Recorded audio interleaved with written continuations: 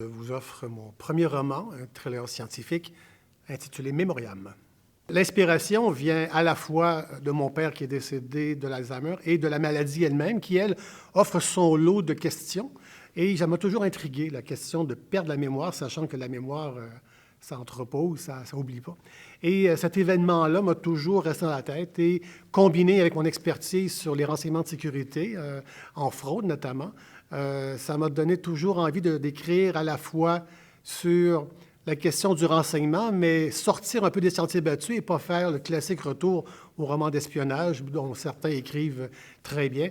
Donc, j'ai choisi ma niche qui valorisait surtout l'aspect de la maladie d'Alzheimer dans le même contexte du milieu du renseignement.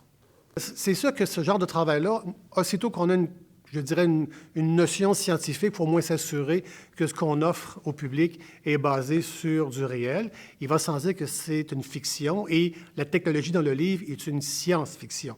Mais j'aime bien que ma science-fiction soit plausible. Donc, pour être plausible, il fallait faire des recherches pour voir si c'était une éventualité qu'une telle technologie puisse se développer. Et l'avenir nous dira si effectivement ça fonctionne.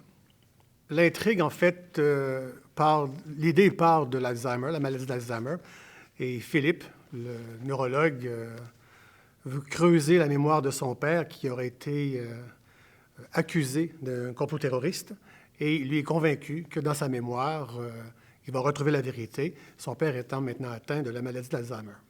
Il va trouver sa vérité, mais ça risque d'être compliqué. La lecture, le livre, ça a été pas une partie de ma vie, ça a été une partie prenante depuis que j'ai 18 ans. J'ai toujours rêvé d'avoir ma bibliothèque à la maison, ce que j'ai réussi à monter.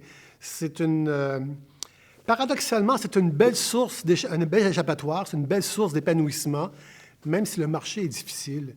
Et je pense qu'il faut reconquérir le livre comme tel, parce que c'est quelque chose de toucher à l'idée de quelqu'un.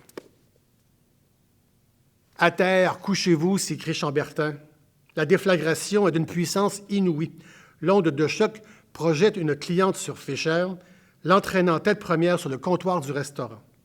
Louis tombe entre le comptoir et le réfrigérateur. Des bruits de structures qui craquent, du mobilier qui s'écroule au sol et des fracas de fenêtres.